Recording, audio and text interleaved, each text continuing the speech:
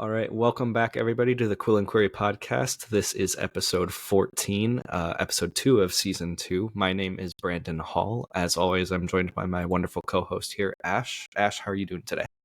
I'm doing all right. It's a Tuesday, the usual Yeah. Tuesday vibe. How are you? Same. I feel that. Yeah. Been a busy week for me, for sure. So we're gonna just try to ride it to the weekend and hope next week is a little easier. Fingers crossed. Usually isn't, but I can no, hope. it just, we'll take it as it comes. For sure. Well, we have some fun topics to go over today. We're going to talk a little bit about book age ratings, writing fan fiction, and some more marketing strategies. We touched on book trailers last week, and I found a few other ones that I wanted to go over. But before we get into all of that, as always, we like to do our reading check-in. Looks like you got a new book this week. So what are you reading this week? I do. So this is for book club. It is The 5 Wounds by Kristen Valdez-Quaid. And it's pretty good so far. It is, again, the one thing I say this every time, one thing I like about book club is that it forces me to read books I would never normally pick up. But so far, the writing is great and the story is really interesting. So I'm going to keep on chugging. I have dropped every other book. Unfortunately, I need to get back into the creative groove. But yeah, what are you reading? I'm still working through Dante's Inferno slowly but surely. It's a fun time, though. I like kind of using these classics as like a palate cleanser occasionally from my usual fantasy reads and whatnot.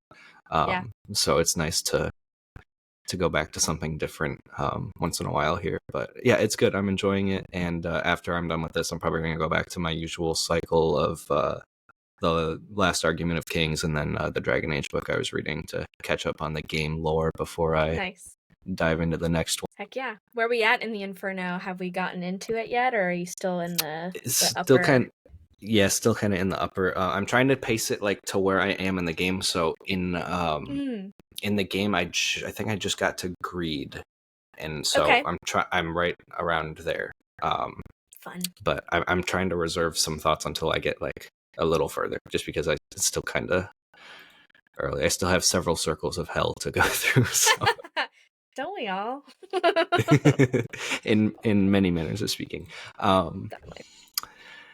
But yeah, that's what we're reading. So I'm just going to repeat some podcast updates for those of you who may have missed them in a previous episode. But if you have not followed us yet on our new socials, we have an Instagram, which is at Quill and Query Podcast. TikTok, also at Quill and Query Podcast. We're going to be posting some clips from the podcast on TikTok soon. And I'm working on getting the episodes up on YouTube. I have the first episode drafted as an upload, just making sure some of like the metadata and the tags and everything look good, and we'll get that up. And then I'll try to be more consistent about getting those up around Friday when I upload the RSS episodes and things like that. And we have a new format for those of you who watch us on TikTok Live. We're streaming from Riverside. We said that last episode, but just a new platform that's going to give us more control over things like audio and video quality and allow us to put out a lot more content on social media. So I promise I won't repeat those on the next episode. I just wanted to get them out one more time for those of you who might have missed them. And now you don't have to hear me repeat the same spiel every episode. I like it. All right. That was that took some breath. Yeah. That's another reason I can't repeat it every time, just because it takes too much out of me. I feel that. But yeah, okay, let's move right into our topics. I guess I had the brilliant idea of starting with probably the most controversial one this week, but we're just going to go for it. Book age ratings. So we've talked a little bit about content warnings and things like target audiences in the past. And I think you and I kind of were on the same page where we're okay with, or we more prefer the generalized, the more broader content warnings that you might see for like a film or a video game, as opposed to like a shopping list of very specific possible triggers. But recently, I think you were a part of the discussion as well there on Book Talk. There was some kind of gauging of interest of a age rating system similar to movies, TV, video games, for books. And it's not the first time an idea for this has come up. And naturally, there were a lot of differing opinions on many sides of the arguments for and against it.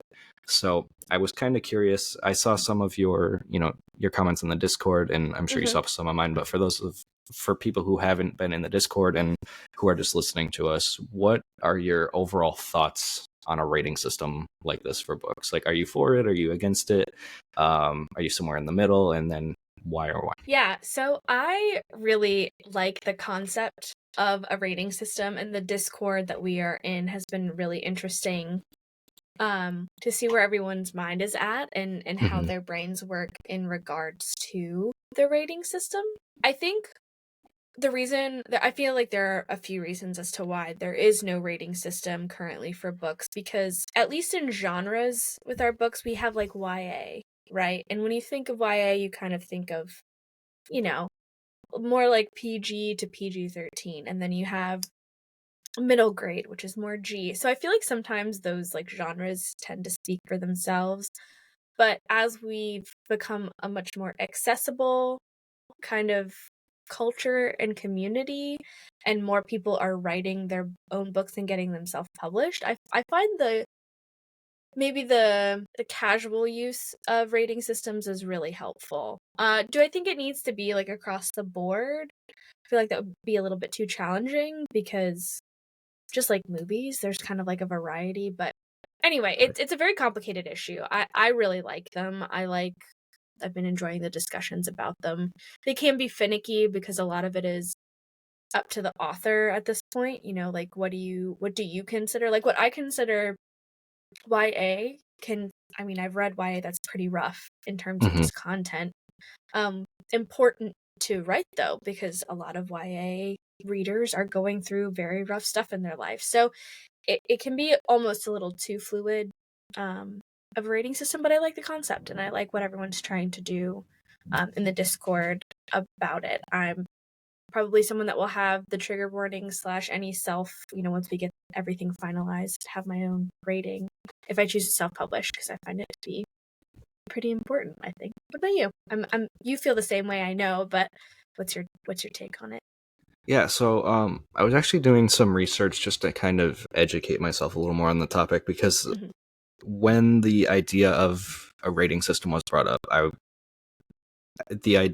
to me, I was like, certainly traditional publishing has probably tried to do something like this before, or thought about it and put money into the research of whether this would be a good idea or not. And one of the most commonly reiterated reasons against a rating system, like why traditional publishing hasn't really enforced one or created one that's standard for people to follow, is because with books specifically, usually the maturity of the content scales with the reading level.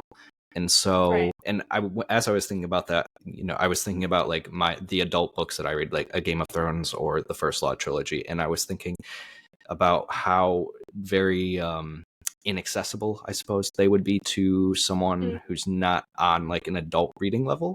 Sure. And so I think with books, you do get some more kind of natural barriers to entry in that regard. Like it would be very hard for someone who's like 10 or 11, I think, to pick up a Game of Thrones, at least knowing myself when I was that age.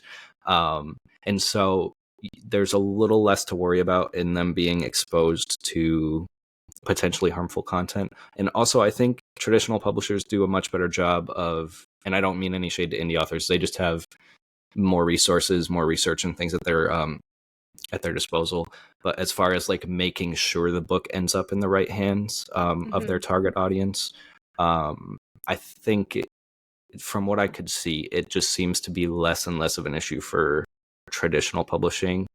Now, granted, there are like recent book banning sprees and things like that, and I think those are all focused on kind of broader issues that wouldn't really be fixed by our age rating system, in my opinion. Maybe to some extent, but some of those things are just like more political than anything that could be fixed by, like I said, by an age rating system.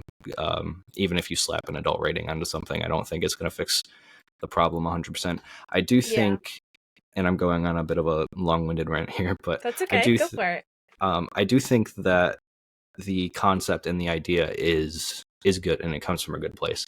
I just think there are a lot of things that need to be considered when you do something like this, especially something that's like self-applied, right? There's a lot of trust that has to go into the author rating something correctly, and then there's so many different moving pieces to something like this. But overall, I'm not opposed to it at all. I just think it's important to know why it doesn't exist now. But yeah, I feel like that's a really good point. No, I think that's a great point. I think we tend to jump into the yes or the no. Are we for or against without, understanding the context of, I do feel like, considering how long book publishing has been around, that this kind of system would have already been implemented if it was, a viable and consistent across the board. Right. I feel like with movies, with the movie rating system, it is in of itself also kind of a political weird system where the people that are asked to do this it's pretty murky. It gets strange, and there's a lot of connections that you have to do, and if you're watching Deadpool, you're like, I get why this is rated R, Yeah. versus a Disney movie, and you're like, oh yeah, I get that it's G, even though every now and then they can throw a curse word in there. So it's a lot less straightforward. And I think, you're right, the grade levels and the age ranges kind of speak for themselves. I think it is ultimately up to, if you're a young child, hopefully a parent or a guardian of some sort, whether it be a teacher or a sibling or something, is being like, yeah, you shouldn't be reading Game of Thrones in middle school. Unless you're someone, not to toot my own horn, but I was reading stuff I shouldn't have been reading in middle school because my parents were like, oh, she's an avid reader and she's reading at a college level. And so why would we say, they just didn't, they were like, yeah, go for it. I mean, hey, it's how you get exposed to stuff. But mine are very different in that regard. That was kind of a unique early 2000s situation that we're not in right now. Right. I think people conflate the book banning a little too much with do we need to be more clear with what's in a book? And I think in the indie and self-publishing space, most books that are getting published recently, at least in the context of what we talk about a lot, is based off of TikTok, a more adult leaning content. So it's a little easier to just be like, hey, this is a monster romance, and that's all you need to know, right? That's just or this is a cozy fantasy. We already put words attached to certain things, the spice levels. Is it spicy? Is it not spicy? Smutty? We have all these terminologies now that kind of help the self-publishers pigeonhole their book where it needs to go. I do think it is maybe something we should talk about in the future, though, once we kind of get more into the Discord and see what comes up with these book bans, and not to get political at all, but the next election cycle, what does that mean for a book publishing world and how the book banning kind of system coincides. So yeah, it's really interesting. Yeah. Totally agree. I think there's just so many moving pieces that need to be in consideration. And I think when it comes to my own publishing, if I publish something and it ends up in the wrong hands, I would I wouldn't be obviously I wouldn't be happy about that, but I would consider that more of a marketing failure on my part, I think, to some extent. Sure. I would look at the cover first, probably more than anything. I'd be like, does this cover say, I said, this is adult fantasy, but does this cover look appealing to someone who might be 12 or 13? So I think there's then there's things like that too. You can communicate to your audience in so many different ways, from the cover to the blurb to your social media material. But also, you're right, and not everyone's going to see all of that all the time. So someone might just click on it and be like, oh, that looks cool, and then realize, oh, maybe not. I mean, I've read a couple arcs this year where the covers are very quaint and could absolutely be in a high school library, but it's should they be reading it? I mean, I think so, because it's not too bad at all, but it's this is supposed to be for adults. And so maybe that'll be a good topic for us to discuss, how book covers can relay information, because it's interesting. Sometimes you're this looks YA, and then it's nope, that way. Yeah.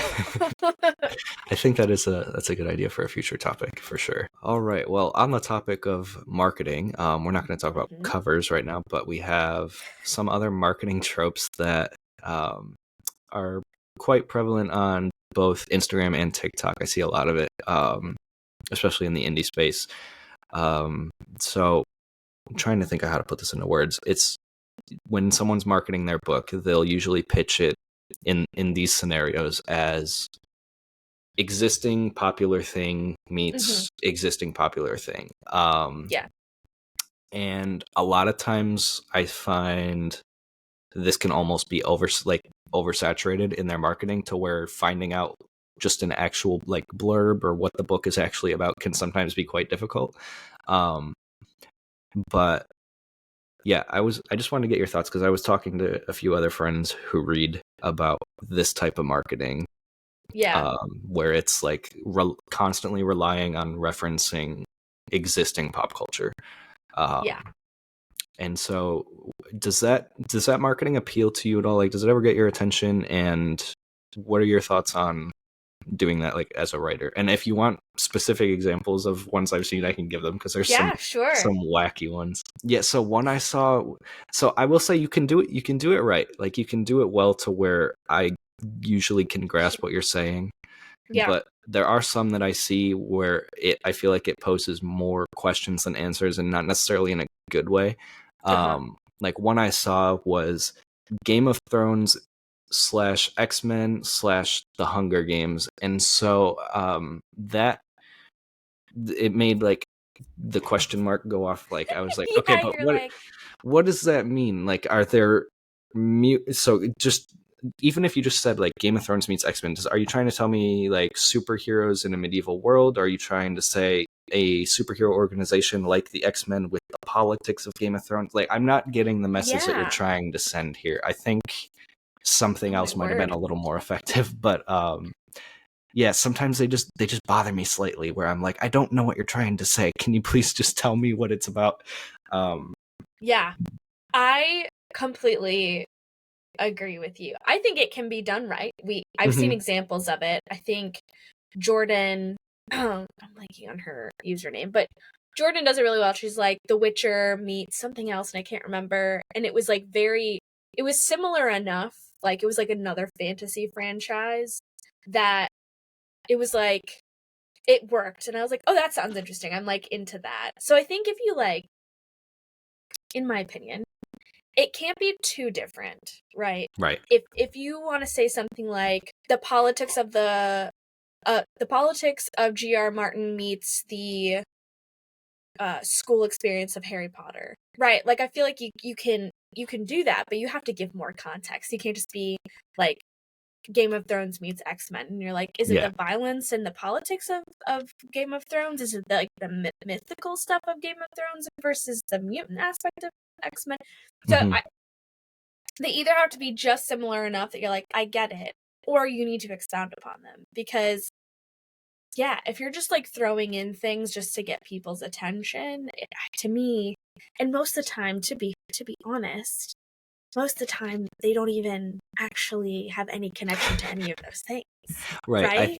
Yeah. Like, you end up being like, where is the Game of Thrones? Where's the X-Men? I don't understand.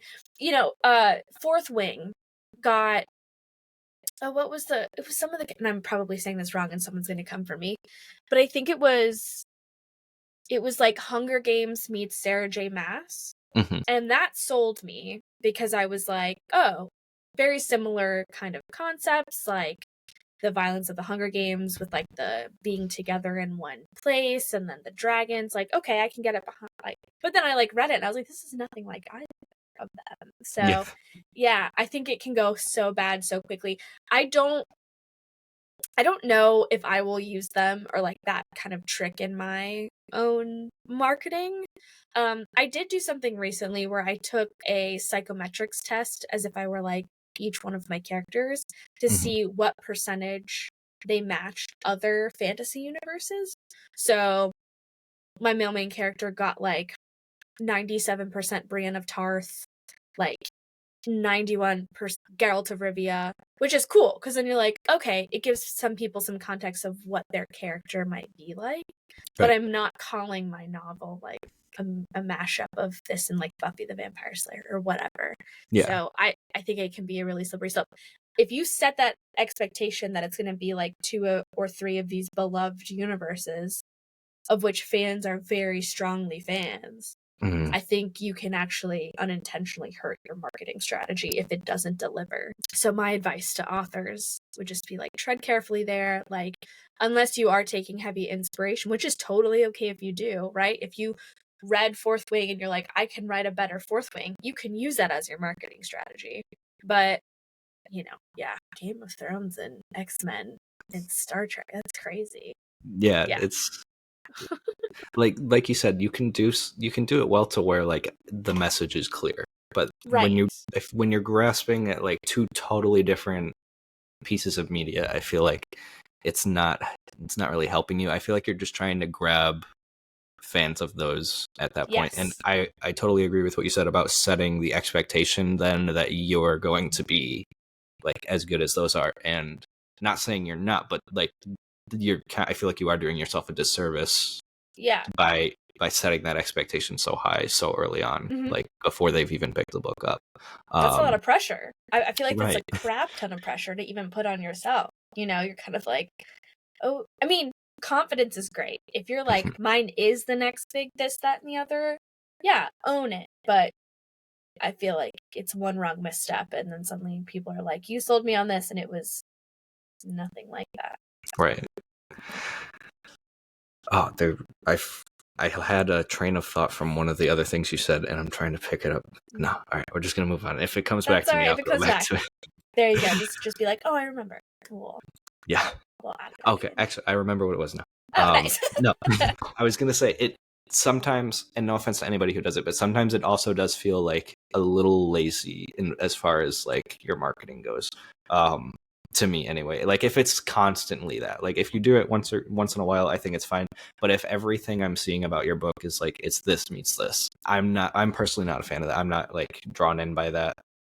I like to know, like, give me a blurb, give me a line from the book, give me you can tell me what your inspirations are, but if you're constantly selling me that this meets this, it just feels like kind of lazy marketing to me, in my opinion.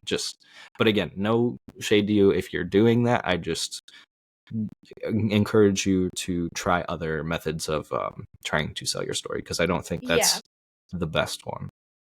I think it should be a component if it's something that really strikes true to you and the crux and holistic aesthetic of your novel. But I think uses of this meets this in marketing helps when it's coming from reviews. I've seen reviews, and I have done it before, where I'm like, this reminds me of like the Brothers Grimm meets this or something like that. And when I'm seeing it from somebody else, or I am writing it myself, and like using that as a way to get other readers to understand the aesthetic or the vibe of the novel, then that's more helpful, because then that's not me, the author, portraying my work as some of the greats, but it's genuine. Hey, this is what it feels like, and it feels more authentic that way. So, it's always a plus when a reviewer does that, but you can't ask reviewers to be like, can you say, I mean, it's this. So it's hard. It's hard. And I don't envy anyone having to market their own stuff, which is what we're going to have to do with the anthology. It's really challenging, even just with this podcast. Marketing is hard. So props to anyone, even if you use those kind of tools. I just think if you're thinking about it, be careful.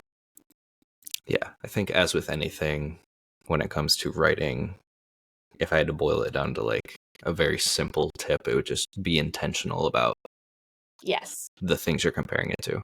Like, don't just throw all your inspirations in there. Yeah, right. All right, well, that's our big sigh, Brandon. Big sigh. It's a big sigh kind of day today, for sure. I totally understand. Hopefully our listeners are also big sighs on Tuesdays, so they get it. All right, well, something that's been on my mind for a while.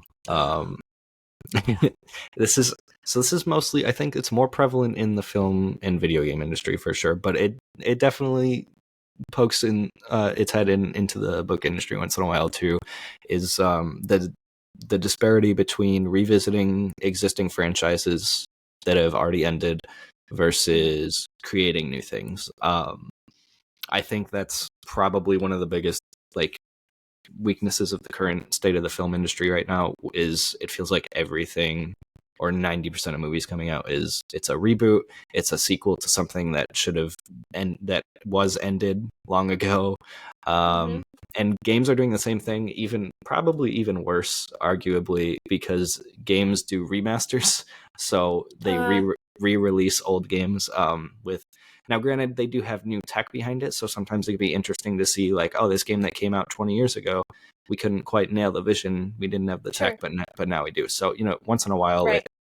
it'll work out, but sometimes it definitely feels just like a money grab. But I wanted to get your thoughts on this as a creator of stories. What are your thoughts as, like, firstly, as a consumer of these stories? How do you feel about revisiting something that you think was wrapped up pretty well? Do you kind of like just sigh like me when you see a trailer for something and it's Star Wars Episode 11, like, or something along those lines? So this is one of those things that I will just kind of go on forever and rant about, so I will not do that here. But I am genuinely so fatigued, speaking of tired Tuesdays. I'm just very tired of that. Disney, the worst proponent of this, I think. The live action everything reboots of it all.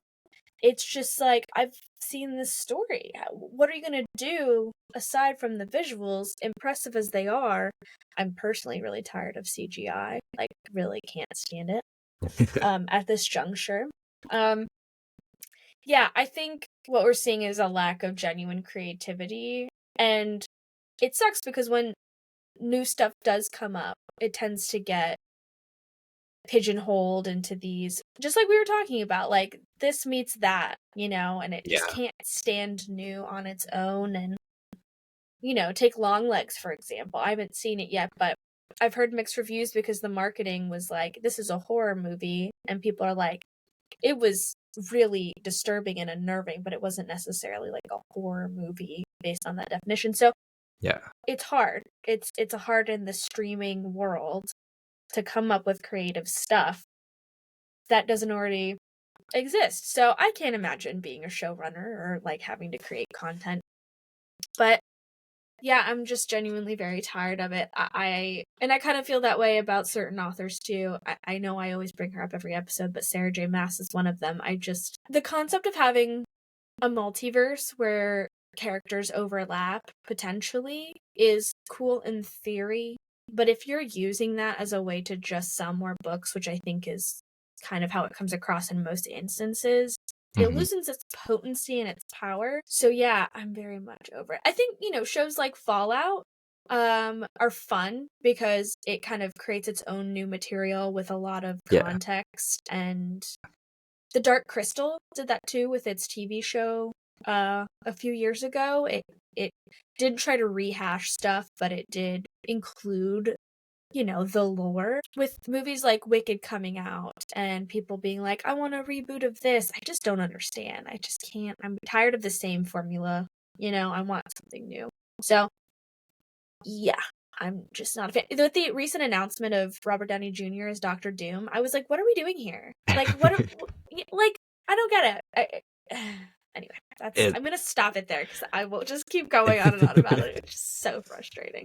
Yeah, the casting announcement definitely has the smell of like desperation, and reaching for, trying to sell you on nostalgia. So I think it has the potential to be good, but it also has the potential to just be, a blatant cash grab and the last effort to save the MCU. I like that you brought up Fallout though. That is one of my favorite adaptations because it respects the source material. It doesn't, try to rewrite it. And it stays within the confines created by the video games and whatnot. But it also tells a new story. So even if you played the games, you still have new content. Like, you don't know what's going to happen in the show. And I think that's like, that is my favorite kind of adaptation, at least for when you're adapting video games. We see so many video game shows now, like on Netflix and Amazon, and a lot of them are just kind of rewriting the story from the game, usually kind of worse. Halo. Yeah. I got 20 minutes into it and I was like, no, there is no way you're going to get me to watch this. As a Halo fan since I was 5 years old, that was probably that I have a lot to say on the Halo show that I'm not going to say here, but let's just say I did not watch season 2, and I was not terribly upset when it was canceled. But yeah. So I think going off of like the superhero stuff, which is, I think there are equitable overlaps in the book world as well, but when you think of The Boys, the TV show, or Joker, and then the second Joker that's coming out, these are all twists on a theme, right? Like, what happened if the world existed where superheroes were actually awful and run by a corporation? Cool. That's such a great. The Watchmen, I think we're going to watch that tonight. Watchmen, a cool twist on that theme too, right? Like, I don't know, I just feel like it is, you can do it. And even if people get worried in the book world, like, oh, I'm worried my book is going to be too much like this book or too much like that book or this series or this movie. But that's okay because people enjoy those themes. They enjoy similar characters. They like, you can include all of that while still having your own unique twist on it. You don't need to rely on a franchise to make it work. So, yeah, I need a little more creative. I mean, in my book, it's the same way. I take a lot of, references from a bunch of other stuff, like everyone does. But it's also not a story that's been written by me before. So that's where it changes and makes a difference. So, yeah, you don't need to rely on old school stuff, in my opinion. Yeah, for sure. So we talked about from like the consumer perspective. Now, how about and this is easy to say when no one's offering us like millions of dollars to revisit something. So I want to preface it by saying that my answer might change, if you came with a bag, but I see where your loyalties lie there, Brandon. Well, if the number's high enough, okay. Well, yeah. We'll just say it's not canon or something like that. It's Sure. I'm just joking, but no, that is a real consideration. Like, it's easy to say, no, I'll this is over. I'm not going to touch it, and or not. Yes. And then, but then the film studio comes to you and they're like, but what if we pay you $100 million for and you're like, the licensing? Okay, maybe. Like, I was reading RDJ's contract for Marvel, and he's getting paid $80 million for, I don't remember if it's for both or just for one film, but it's insane. And I'm like, I mean, I can't even be mad at someone for not turning that kind of money down at that point. Yeah. It's like, it's just so interesting.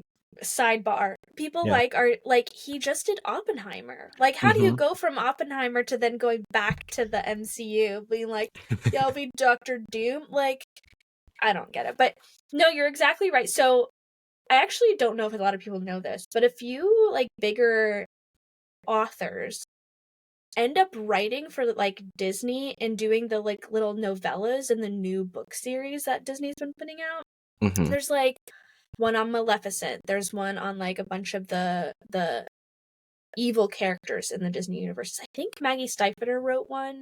Anyway, a few authors I follow who do their own work also get asked to write these kind of like canon-esque novels about already occurring Disney characters. And I think that's interesting because it's like, one, yeah, you're getting your bag. But two, you are being asked to create something unique based off of your own writing style, of course within these parameters. And I'm sure it's like that South Park episode where like they're writing a what is it? The boys they make a band and then they get asked to do a biopic. And China is sponsoring it, but then the guy from China is like standing behind him like, cross that out. So I'm sure it's the same thing when you work for a franchise. Right. Regardless, like you have all these parameters. But yeah, I think, as a as a writer, I don't think I could say no if that were the case. Yeah. But it'd be really challenging. It'd be really hard. It'd be like a moral thing. It's like, do I say no Yeah. to the money? No, I obviously. But think it depends on like how much money do I already have at that point, like that's true. do I need the 80 million or do I already have 500 million? Because at that point it might be easier, but no, I appreciate the honesty, because I know a lot of people are like, no, I would never. And I'm like, you really have never been offered that kind of money before, because I got debt. to pay. Right. I've got, you have all these like dreams and aspirations too. It's like, of course I would absolutely probably say yes. With the caveat of like, I think the difference is like, I want to be involved, right? Yeah, so right. It's like, when like Leigh Bardugo wanted to be heavily involved in the Shadow and Bone series, so that when decisions got made, she was included in that conversation, knowing and understanding that not everything could be done the way she wanted it to because it's a show. But I think her voice was like super essential. So I think that would be my like, if my stuff is supposed to be turned into a franchise or whatever, or I got asked to sell whatever, and money with like a big check was involved, it's like, but you spend a long time. I've spent years on this, Yeah. It's like a lot of labor, a lot of hard work, and you don't want to just pass it off and then see it ruined, which tends to happen. Yeah, well, completely agree on that part too. Like, I don't want it to sound like I'm saying money is the only factor, for sure, because No, definitely not. there's important things to consider when it comes to licensing agreements and things like that. And a very real possibility is that a bad adaptation of your work can ruin the book sales and stuff like that as well, and like your reputation can suffer and things like that. So definitely money is not the only consideration for me there. For sure. I just didn't want to understate how important that is in the conversation, because I think a lot of people leave that part out, and that's a very big factor into why a lot of franchises that you love kind of get the beaten to death or milked until they're not providing any more money.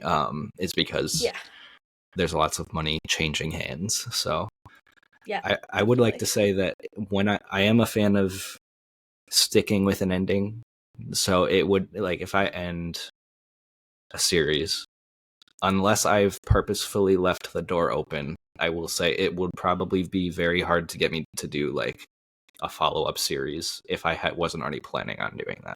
Just because I like endings. I don't like to see things go on forever. With the caveat of, if there's enough money involved, I would consider it, but it has to be the right story. There's a million different factors there. 100%. But I would like to be in that position. I think I can say that. Like, we're not even, we don't even need to worry about that right now. I would love to have to worry about that. The nuance and morality of all that kind of stuff. For sure. Alas, we are here. Someday we just have to manifest. It's okay. Yeah. All right. Well, it's time for our weekly work in progress check-in. Ash, I think we both want to skip this section this week. So let's just get the bad news out of the way. Ash, what is your writing update for the week? Zilch. I have zilch. I have zero forward movement. I have been very busy. That's not an excuse, but some adjustments to be made. I was just telling my friend earlier. I was like, I don't know. I started working out again. I got a gym membership. So I'm when I say started again, I got it yesterday. So I'm really trying to implement that. I was hungover all weekend. Life, so I've got nothing done. I'm just hanging out. That's okay. I'm kind of in the same boat, just trying to keep my, my productivity routine when it comes to like work and working out and eating healthy and stuff like that in check. And I haven't had a lot of time for writing, or reading, really, for that matter. I've mostly been helping people move stuff in my free time, like move furniture. And that takes a lot out of you. So not really much done in the book world this week, but no. Summers are always busy for me anyway, so it might just be slow progress for a little while here. Yeah, definitely. Moving on. We're not going to talk about it anymore. Moving on. Let's move into our writing topics for the week. Oh, I almost lost my tab for a second there. I want to talk about writing descriptions. We touched on this a little bit it might have been last week or the week before, where we talked about our different approaches. I said I usually kind of put the descriptions in after like dialogue and things like that, and you had mentioned that it's very important to you to set the scene like very early on so that you can kind of follow your characters through the environment and things like that. So I wanted to go a little further into that. Like, how do you approach when you are writing these descriptions of whether it's the environment, the place, or the people, or the things around them?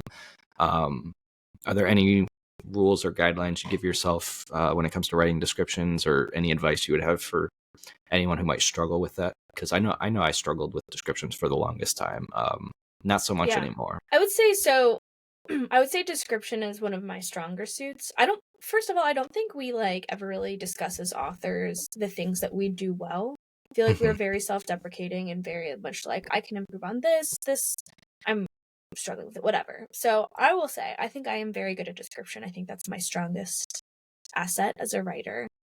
The tip that I always use for myself is that within a page, let's say, or at least within a scene, I need to do all of the senses. So there needs to be a description of touch, taste, smell, or sound. Whether that be the sound of the character's voice, they enter a room, what do they hear? Is it silence? Silence is the lack of a sound. So yeah, that counts too. Just to make sure that all of those are included in a scene, I think is important. Now, you're not going to be able to do that every scene. It kind of gets potentially formulaic, but yeah, if a character is entering a new space for the first time, what does anyone do when they enter a new space? They, okay, what does it look like? Okay, well, it's more than that, right? It's like, does it have a smell? Do you hear anything strange? What does it feel like? Is it cold? Is it warm? Even the most basic, I think we forget, like just simple things like, it's cold in here, can be helpful to make sure you don't get stuck with the white room syndrome, which is just like forgetting to write anything about anything. I think when it comes to describing or descriptions of characters, it's also important to use what you notice about people first. A lot of people like to be like, oh, I don't really like notice anyone. We all do. We have to write. It's like instinct. We don't even know we're doing it. So I feel like being present when you're writing about your characters, and if not putting yourself in your shoes, envisioning it as like a movie scene, can be super helpful. But yeah, I would say like make sure you're including the 5 senses.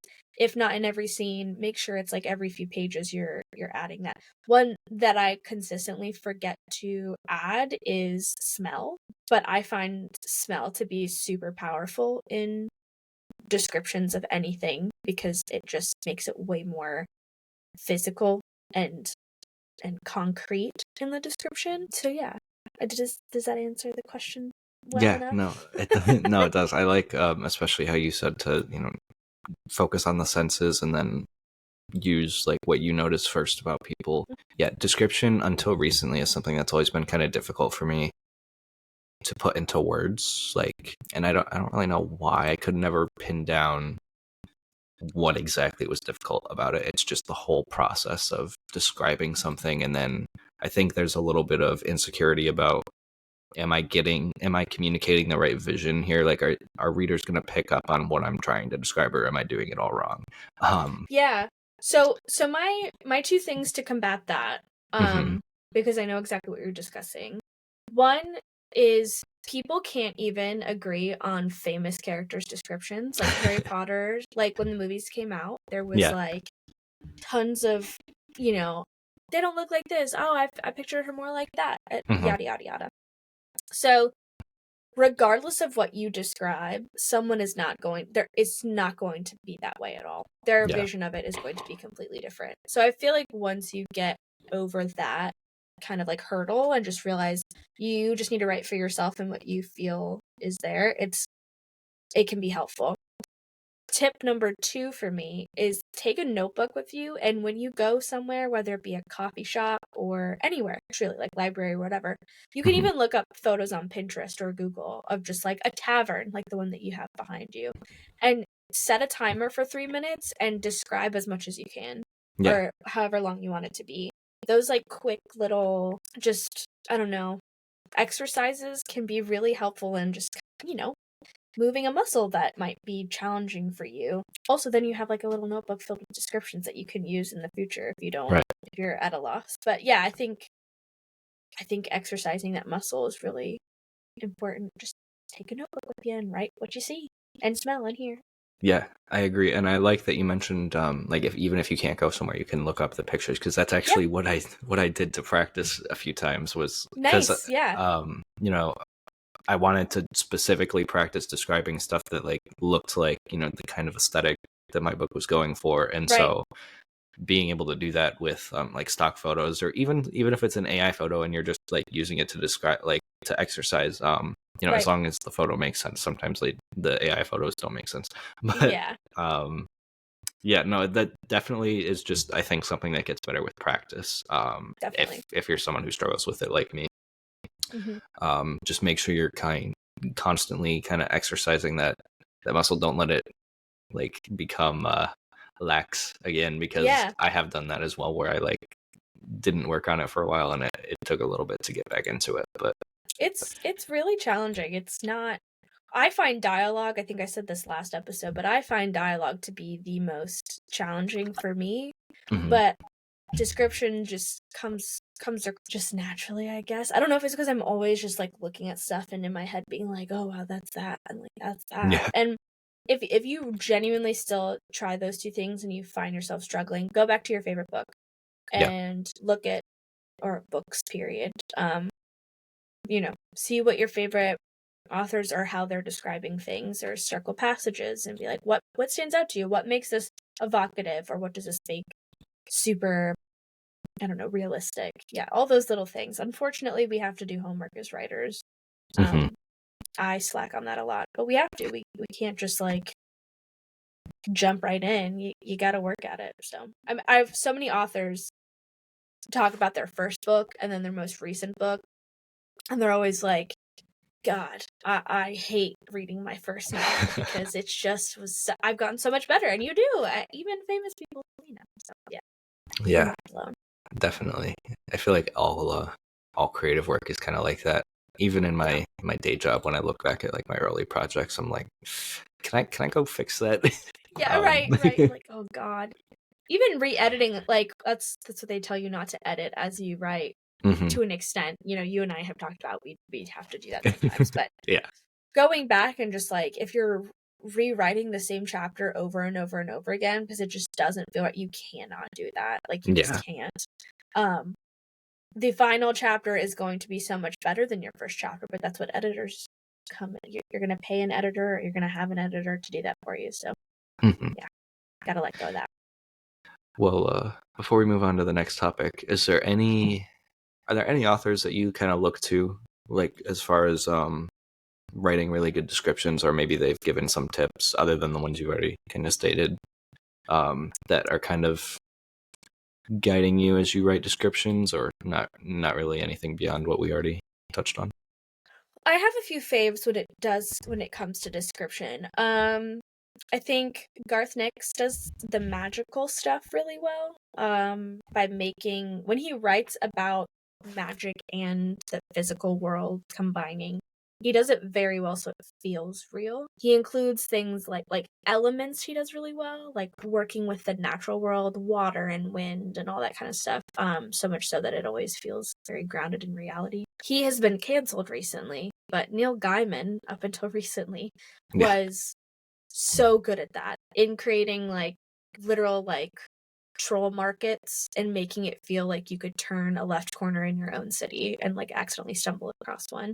And the way he did that was how other characters interacted with their characters, and how those characters then actually physically interacted with the world. So it's not just, oh, I walked in and it smelled like this. It was like I bumped into something and then I accidentally, I nicked my hand on a sword or whatever. Like, the way that the characters unintentionally and in those small moments that you wouldn't even think were important actually, physically interact with things. We all trip, we sneeze, we do all these things. So yeah, I always thought he was extremely good at it. But yeah, he's on that no list now at this juncture. Unfortunate. What about you? Do you have any people that you're like, their descriptions always make me like feel like I'm there? I think just the favorites I normally cite for everything. Yeah. It's more reasons that they're kind of in my top authors. Yeah. George R. R. Martin, I think, does a good job of. I know his books are long, but I think he does a good job of creating like imagery with as few words as possible. Now, when it comes to food, he's very infamous for those long descriptions of the food on the feast tables. But that's kind of a guilty pleasure of mine from A Song of Ice and Fire. Just reading the descriptions of food. I always have to go eat afterwards, but it's like the Ghibli movies, like Miyazaki's movies. Whenever he animates food, it's just like I want that right now. It looks so good, so I totally get it. Yeah, it's even stuff that like in theory would probably be disgusting, but it's like the way you describe it is just it sounds amazing. And then Joe Abercrombie. This may be a little bit of a weird thing to praise, but the way he describes like pain and wounds and things like that is like it's really good. Like I almost feel like there's this I don't know, you haven't read First Law, correct? I have not. No, okay. It's on my TBR. One of the characters is like he's crippled and he's in constant pain, and it really comes through. Like you almost feel it when you're reading from his perspective, because it just comes through the page so well, and it's so like vivid and visceral. Like I don't know how to do justice here for it, but it's just the way he describes it. It's really good, and it makes the combat sequences and the action scenes a lot more exciting, in my opinion, because then like you feel the results of that afterwards. Like you can see the damage that has been done and whatnot. So he's another one, and he also had really great advice on, I think it was an interview with Daniel Green on YouTube, where he was talking about his mom. I think I may be getting this wrong, but she's either an editor or an English teacher, and she was helping him with one of his early drafts and descriptions. And a problem he had early on was embellishing it to the point where like he was using analogies or things like that were almost, I don't know what the right word here, maybe like purple prose, like it's like too much. Sure. Where you could get the image he was going for, but it wasn't, it's like too lofty. Yeah, it's like no one really describes things this way. So it's like tone it down a little bit. And so he said that was some of the best advice he's ever gotten. Like when you're describing something, especially if you're using like an analogy or comparing it to something that it looks like, just read it back like aloud and visualize both and be like, does that actually look like that though, or is that like, am I embellishing a little too much here? So that's actually I have seen and watched so many reviews of self-published like fantasy books on TikTok where like the biggest continuous criticism is that the descriptions don't make any sense. Like the analogies or the prose, like I think there was one, The Sun and Its Moon or something like that. And she kept referring to like the sun as like something to do with a yolk, like an egg yolk, and you're like, okay, like sure. But then it kept getting used in like various forms, and the reviewer was like, okay, come up with a different way of describing the sun. It's not a yolk, it's hot. It's like it's an orb in the sky that's burning your skin right now. So that can be some of the best feedback to people is just be like, sometimes less is more. Sometimes you don't have to wax poetic about the sun being in the sky. You could just be like, the sun was high and it was very hot outside. Sometimes that's just more effective because you don't want people to visualize like eggs. I don't know. Right. It's not right. You're like, ew, runny eggs in the sky? Okay. So it can be hard though. It can be a dance. Sometimes you write something down, you're like, that's the best thing I've ever written. And then someone reads it and they're like, why did you say it like that? Yeah. And I think you're gonna get those, like, no matter how much editing you do, there's gonna be some that just don't land. for some people and they do for others. So that's also important to remember as well. Definitely. All right. Well, moving on to things that sometimes land and sometimes don't. Epigraphs. These are, I think, probably mostly exclusive to like fantasy and sci-fi. I don't see them a lot outside of that, but I was surprised to learn recently from Brandon Sanderson that a lot of people don't read these. So if you don't know what an epigraph is, I'm sure you do. I'm just saying for the audience. Sure. When you open up a fantasy book, Way of Kings, I think, has them. It's kind of like that little snippet of text that does like a little bit of lore or world building before you're actually like into the chapter. So it's not connected to it really in any way. Sometimes like thematically or connected to the overall story, but it's not required reading. It's just kind of there for world building purposes. So knowing that some people actually skip these, are you one of those people? No. No. I always read the epigraphs. I love an epigraph.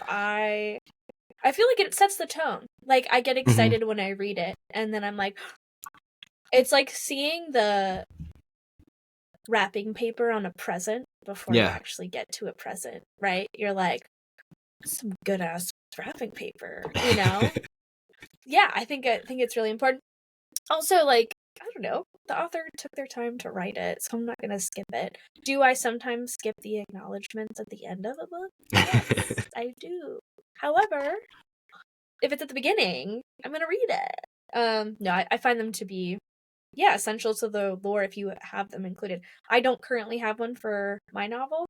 But yeah, I don't see why people would skip them. I find that very silly. Yeah. So you said you don't have them for a Filthy Hunger. Are they something you would ever envision being in a Filthy Hunger or in a future book of any kind? Like, or are you just, I don't write those?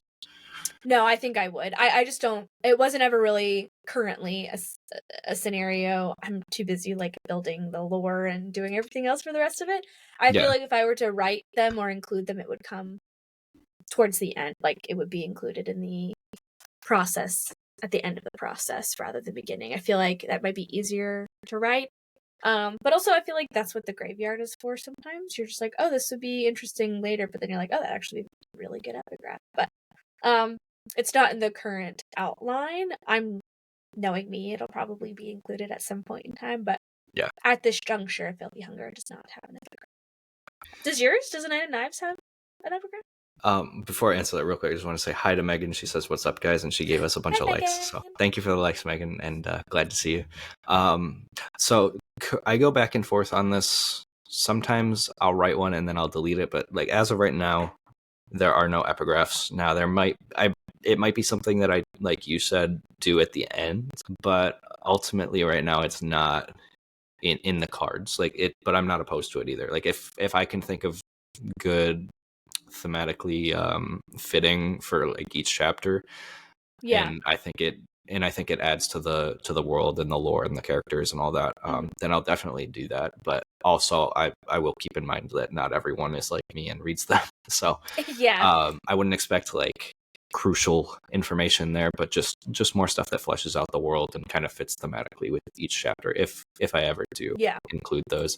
But also if it wasn't clear, I prefer to read them, unless that I will not lie, I have skipped a few that were just like way too long for me in other books. But that's not usually the case. They're usually pretty quick and pretty. They're usually short. Yeah.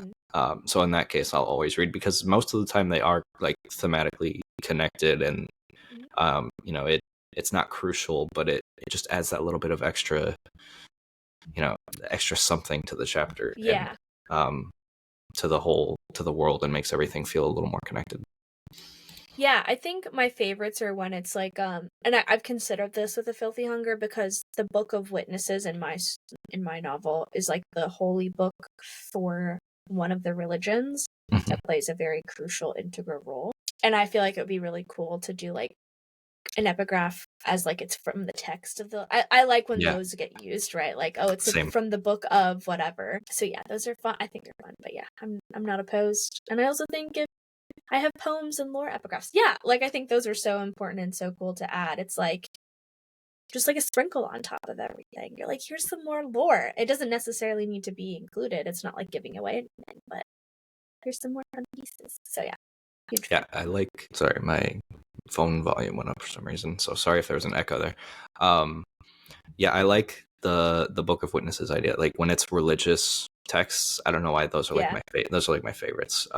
Dragon Age, it's a video game, but it does that like in the beginning before you even see anything. You're greeted with like religious verses from their Oh, Bible, cool. and it's really cool. That's It sick. just kind of sets the tone, and I don't know, Yeah. it really fleshes out the faiths in that Love it. world. So yeah, I love like Megan said, I like the poems, and I also really enjoy the religious text ones as well. Yeah. Adds a little. All right, so to close out our topics for this episode, I tried really hard to pick something that we might disagree on, okay? I Okay. tried really hard Oh, because I okay. know last week we were joking about we're always in the same camp now. We I think are. which is fine. But I like to try once in a while to throw something in there that we might disagree on a little bit. So, Okay. All right, give it um, to me. if we don't, I'm gonna have to spend a little more time searching for something else. But Okay, now I saw a little bit ahead, but I didn't read all of it, so I'll let you all go. right. Well, the topic is fan fiction. I wanted to get your thoughts on it as a reader and a writer, like always. One, Mm. do you read fan fiction? Two, do you write fan fiction, or have you ever written, or would you ever write fan fiction?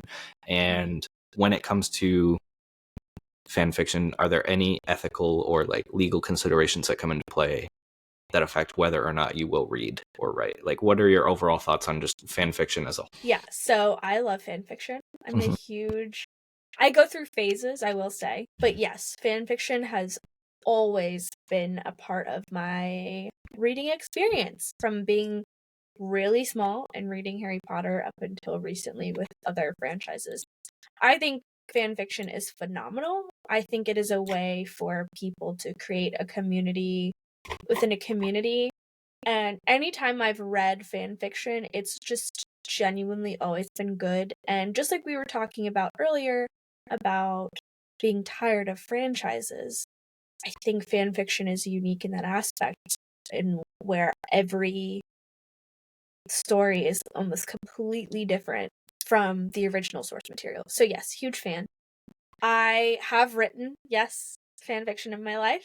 I actually stopped writing one recently just because I couldn't do all these projects and keep up with everything else. I find fan fiction, as funny as it can be sometimes, to be a really good exercise in just writing and warming up, especially if you have a story or characters you really like. There's a lot of debate about fan fiction. I think one of the biggest that I have been involved in is, well, there are a couple.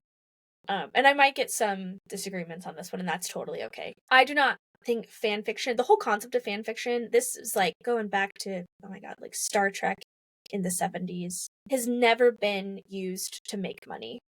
So any time money is exchanged in the realm of fan fiction, that's a big, in my opinion, red X, no way. Bookbinding, fan fiction tends to come into that. If you bookbind fanfiction yourself for your own library, that's one thing. And I think that is so cool and also such a great craft exercise and skill to learn. So if fanfiction is how you learn how to do that, great. The minute you do it to sell, I think that's awful because this person has written something for free because they love the content and they love the characters and the universe that it's in. So why are you doing that? They're not getting any royalties, so why should you be making money? That goes off into the realm also of people have written fan fiction and then gone on to make their own novel and book series based off of the fan fiction they write. And I don't disagree with that. I think, you created a whole new plot with just these characters so that now you can just change the character names and you got a cool book. I think though, recently with certain things that in certain fan fictions in general, I won't name any, but the question is like, this person deserves the money that they got from making, like, it's the most popular fan fiction to ever fan fiction, and now they're making it into a novel, so good for them. But I worry that sets a precedent for some people in the fan fiction world to like write content as a way to think that they're going to get a book deal, and I think that puts a lot of pressure on fan fiction writers.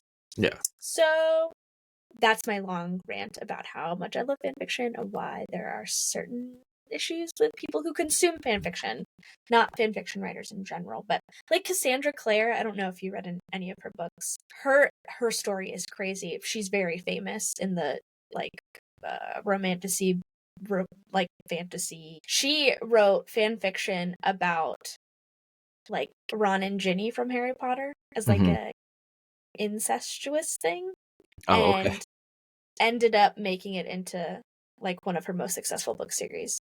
So it can be weird, it can be strange, but anyway, love Yeah. fanfiction.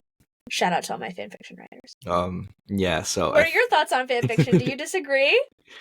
not with everything, no, with a few things, Okay. but Okay. I'll start with what I agree with. So I Okay. definitely Sure. agree with, and it's just, to me, it's just completely black and white. Like, you cannot sell fan fiction. It's just blatant copyright infringement unless you have Totally. a deal with the publisher and the author, and at that Mhm. point it's not fan fiction anymore, really. Right. So yeah, if you're making money off of fan fiction, I think you're doing it for the wrong reasons, and you're ultimately capitalizing off of someone else's hard work, really, because Right. they've done most of the heavy lifting for you. So totally agree in that. I just don't like that. Totally fine if you want to like bind something for yourself or whatnot. One of the biggest things that comes into play for me when it comes to whether I support like writing fan fiction for something at all is, what are the author's wishes around it? Like, Oh, so interesting. I know some authors are very outspoken supporters of people writing fan fiction of their work, and then I know some who are all like, who are very against it, and they're like, please do not post any fan fiction online. Now, obviously, that just, people ignore that, but some authors make it very clear that they're uncomfortable with people writing stories in their world and then sharing them to like a wide audience. And so, generally speaking, if I haven't written fan fiction before. If I were to write it, one, the author's wishes would be very important to me. So if like the author has come out and said, hey, I get that you really like this world that I've built, but I just would appreciate if you guys don't write stories in my world. Now, I think some people misconstrue that as kind of like an attack, and it comes from a place of like concern around copyright, because there have been cases in the past where an author, one specifically, I think her name was Marion Zimmer Bradley or something along those lines. She was a big supporter of fan fiction writers of her work, to the point where she even published like anthologies with people that wrote fan fiction in her world. So at that point, it kind of became like canon, I suppose.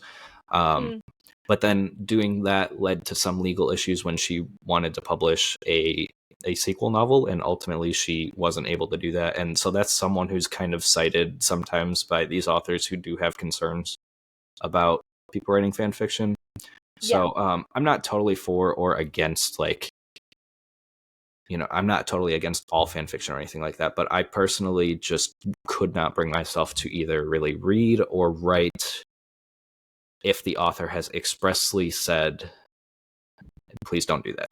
And that's like George R. R. Martin is very outspoken about, like, if you want to write in my world, send me money first. Like, he's like he's very outspoken about that. Like, unless we have a licensing deal, I don't want to see stories from other people in my world. And some of the things he's crazy like, to me.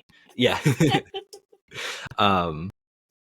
So yeah, I think that's I'm kind of in a similar camp, not like totally against it, but I think the author's wishes should be respected. And to that extent, like, I don't usually read it if the author isn't, supportive of it. There's also a lot of authors who just don't comment on it. And so that kind of gives me like a gray area of like, well, I don't know if the author likes this or not. But also, when it comes to writing, I'm just more of a fan of creating my own stuff. My own worlds, my own characters. I like to do like imaginary scenarios for things like A Song of Ice and Fire and whatnot, but I don't really write them. Ultimately, I'll usually try to use those ideas to feed into an original world and cast of characters. But I do think that like if you are in a world that, you know, the author is supportive of it and everything like that, I think it can be a good writing exercise, especially for younger writers. I know like my younger sister loves writing. I think she does Harry Potter fan fiction as well, and she likes all of these worlds that she's engaged in. It gives her something to write, and to practice her, you know, everything she learns about writing. Yeah. So I think there's definitely good that can come from it, and I think it also has potential, like anything, to cause harm to the author. But yeah, sorry, that is kind of a long-winded No, rant. that's okay. I guess we do disagree a little bit on this, which is fun. I do, if an author has expressly said, please don't write fan fiction about this, you know, I always want to respect someone's wishes. I feel like if it comes down to send me money and royalties first, it's also like, well, that's 99.9% of the time fan fiction doesn't, like, no money is exchanged for that, right? So when that's the kind of excuse for some authors, I'm kind of like, well, okay, that doesn't really count though, because almost all the time these stories include the characters in the world, but they are very different, right? And so it is an exercise in creativity. And you know, when they say that about fan fiction, I'm like, okay, well then you don't like people creating fan art either around your characters? Does that also count because they are interpreting your characters and making art from that? Are we going to say no to that as well? I think that's when it gets sticky. And I think when you try and tamper down or limit people's creativity because they enjoy your work so much, it can get, it can be not so great. If the issues are like, oh, I've worked with fan fiction authors before and I've been spurned, totally understand that. Like, you know, but there have also been a lot of accusations for a lot of authors that they read people's fan fiction and then use their fan fiction to then write their books too. And you're like, okay, well, there's like tons of different gray areas and strangeness around this. I think the crux of the reason why fan fiction exists is because of the love of the universe and the characters, while also,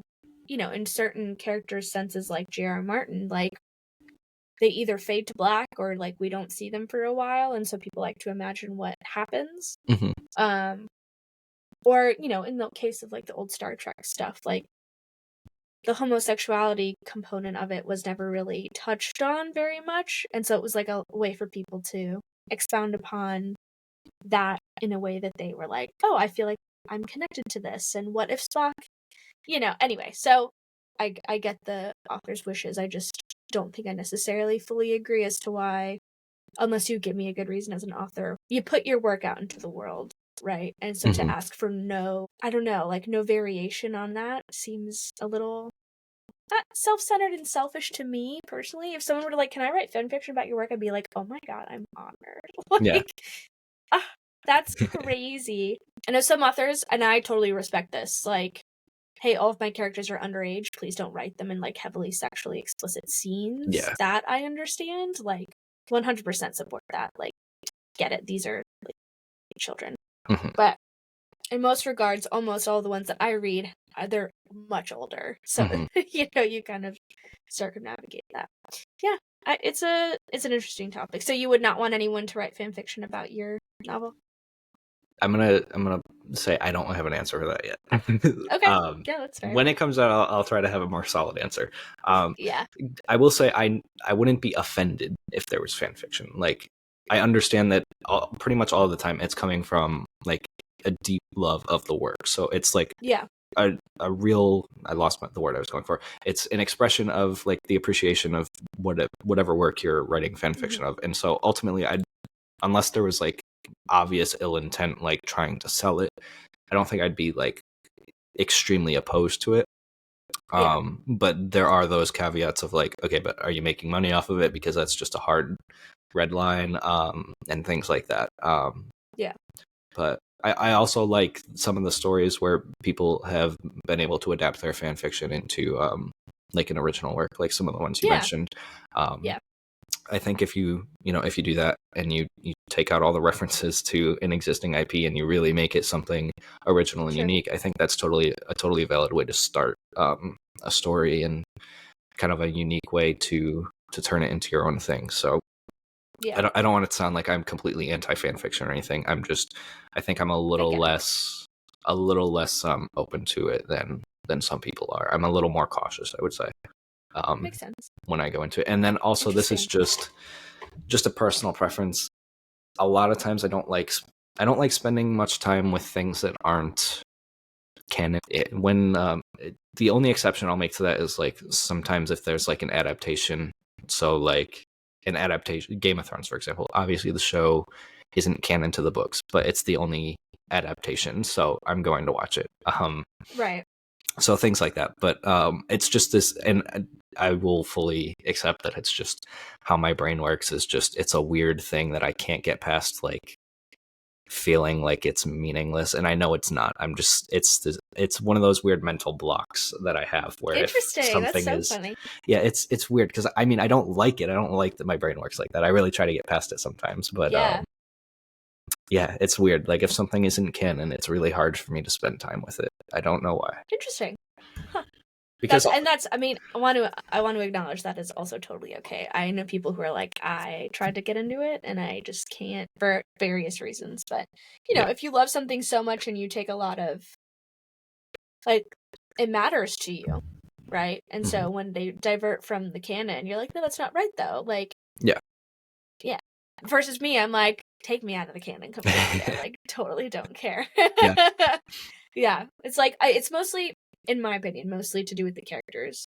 I enjoy a few characters in a few different fantasy universes enough that I want to see more of them, and most of these characters are side characters. They're not even like the main characters. So for side characters, I think that's where like a lot of people find enjoyment in fan fiction, is that you get to write their stories when we didn't really see much of them, or we just like, or their lives just kind of ended because the main characters continue, whatever. So I think it's a way for people to connect with characters that they find to be, more important. But yeah, I also totally get it, the canon aspect of it.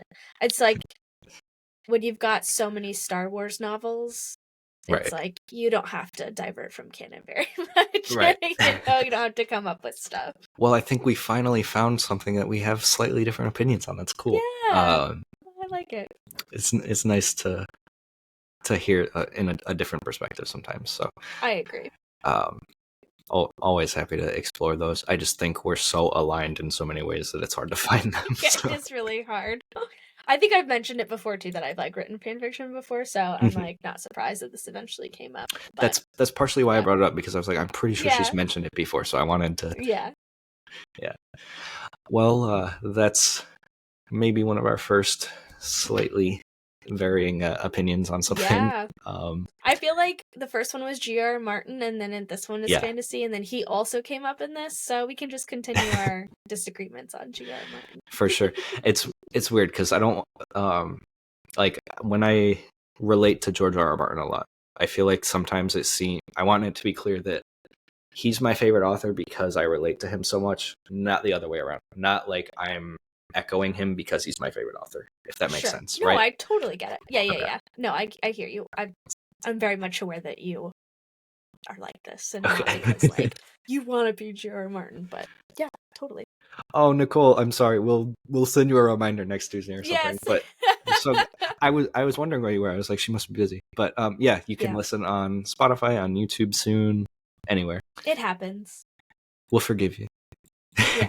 Just this once though. Only this once. One pass. All right. Well, those are all our topics for the week. We're going to move into our weekly resources. I think we flipped roles this week. We did. It looks like you don't have a resource, but if you came up with one, I don't want to take that away from you. So. I did not. It's not that I didn't forget. I just couldn't find one that we hadn't already kind of like touched on before. So I think maybe going forward we'll have to switch up this section and maybe add something. For sure. Yeah. We'll definitely talk about like expanding it in some way, or maybe limiting it to like one resource so we don't have to come up with two every week, because I feel like we do sometimes just like run out of resources. Like we've listed so many. Yeah, it's Megan says send me a reminder too if it's not about it. For sure, I'll make a note to send you both live reminders, and if they ever get annoying, please let me know. Yeah. Also on the Instagram, I think I posted on the Instagram. So if you don't follow us, I'll post every Tuesday when we're gonna go live, so that That's right. you can get that as well. Well, I do have a weekly writing resource. I don't think I've shared this one before. Apologies if I have, but if I did, it was like the very first or second episode, so you may not have even seen it. So this one is called World Anvil. It is a website where you can host like wikis and maps and family trees and all these things that are part of your world. It's a big world building tool. Nice. If you've ever wanted to have like your own Wikipedia for your world, this is probably the best place to do it, because you can do like the linked articles when you reference something. You can have, if you're a dungeon master, you're into D&D, you can do things like character sheets and stuff like that. Like, this is also useful for game masters, game devs, creatives of all types, but they do also have some writing tools for like manuscript editing and writing and drafting and all those things. So yeah, it's a really cool tool, and they have tiers all the way from I think $4.50 to all the way up to like $25 a month for like the professional plan or whatever. But you can also jump in and try all the features, or not all of them, but most of them for free, to see if it's something for you. But yeah, it's a really cool tool. I like the ability to have like your own Wikipedia. It's awesome.